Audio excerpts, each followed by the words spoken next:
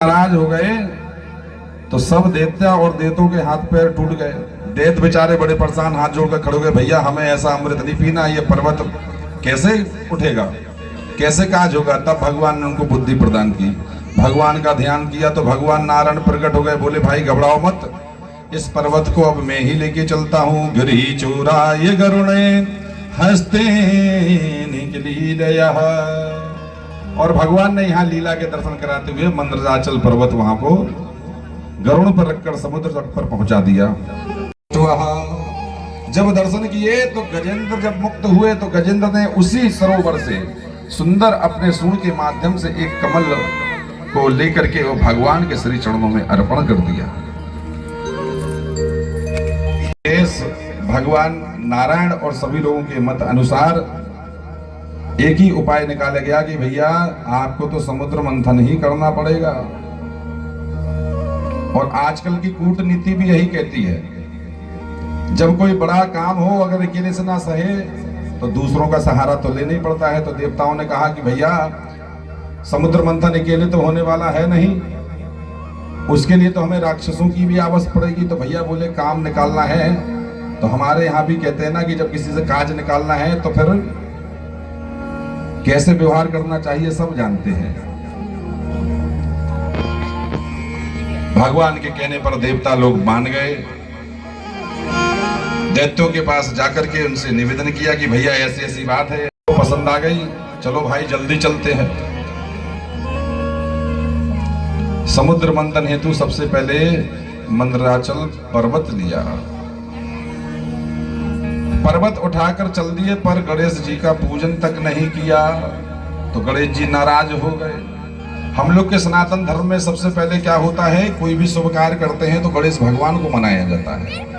इन लोगों ने समुद्र मंथन करने गए, लेकिन बताओ गणेश जी को नहीं किया। समुद्र मंथन कार्य के लिए रस्सी बनने हेतु प्रार्थना की। वासुनाग ने कहा भाई कर तो देंगे लेकिन हमें फायदा क्या होगा। बोले भैया थोड़ा सा प्रसाद तुम भी पा लेना, तुम भी अमर हो जाओगे। वो भी तैयार हो गए और करने के बाद जब मंथन का समय आया बंधु तो एक युक्ति बनाई गई, क्योंकि वासुकी नाग के मुख के सामने जो भी जाए और यदि वो श्वास छोड़ भर दे खाली तो काटने की आवश्यकता नहीं है। बोले अब इनके मुख को पकड़ेगा कौन। तब जाकर के देवताओं ने एक युक्ति बनाई, और वो युक्ति क्या बनाई कि भैया आप लोग दैत्य लोग हैं लेकिन क्या करें थोड़े बल में कमजोर हैं, इसलिए आप लोग भैया एक काम करना, वासुकी नाग के पूंछ को पकड़ लेना और हम लोग थोड़ा खाए पिए घर से हैं तो हम नाग के मुखमंडल को पकड़ लेंगे। अब किसी व्यक्ति के सामने उसके बल का आप इस प्रकार से, अभी पहला फल मिला है, क्यों ना अपने पिताश्री की गोद में ही इसको दिया जाए, क्योंकि महादेव तो देवों के देव है। सभी लोग लेकर के वही विषपान अब महादेव के पास चले हैं। देव लोक सदा हे देवादिदेव महादेव, आपके श्री चरणों में दंडवत प्रणाम है। आप संसार के बड़े से बड़े व्यक्तियों का क्षण भर में निवारण करने वाले हैं। और भगवान हम लोग के मंथन में ये भयंकर हलाहल विष जो निकल पड़ा है, भगवान हमारी रक्षा करो। में लगे हैं, लक्ष्मी मैया प्रकट हुई है, माला को लेकर चल रही है कि किसके गले में इसका वर्ण किया जाए। बोलो राधे राधे। सबसे पहले पंक्ति में जाकर के दुर्वासा ऋषि जी को देखा।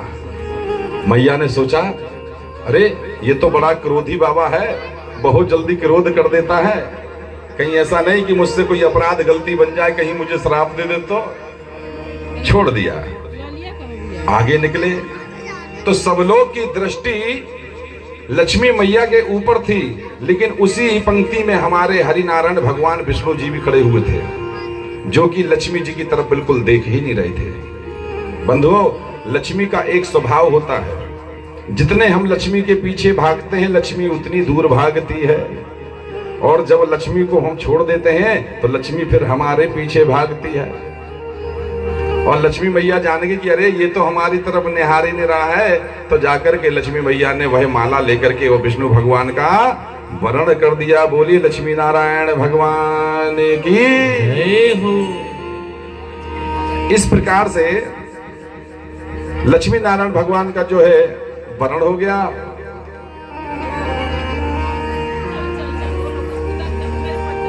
बैठ जाइए, स्थान अपना ले लीजिए। प्रसाद एक ही जगह यहाँ पर रखते जाएंगे सभी लोग, कोई भी आए प्रसाद मिश्रा जी यहीं रखवाइए और यथाशीघ्र अपना अपना स्थान चयन करें।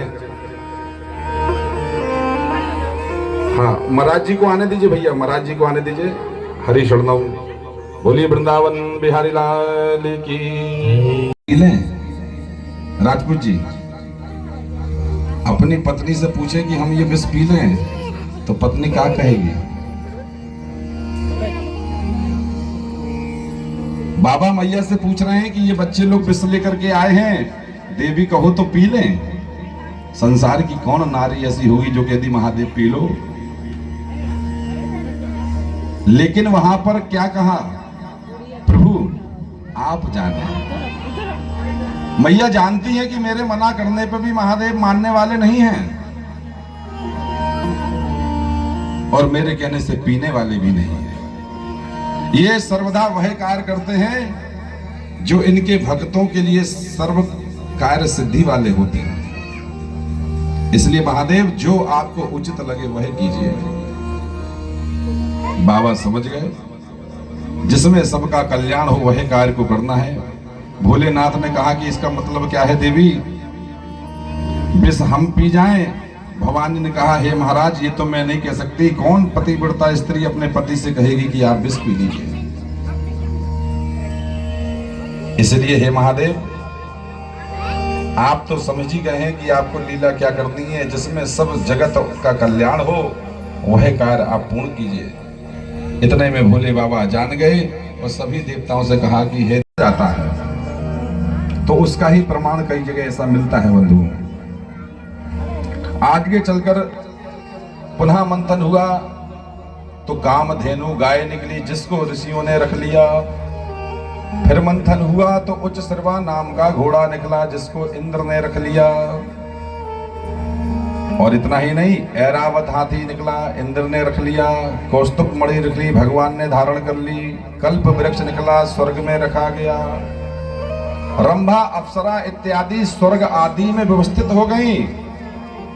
और अब जाकर के देवी लक्ष्मी नारायण भगवान प्रकट हो गए। और जैसे ही लक्ष्मी मैया वहां पर वरण की माला लेकर प्रकट हुई है,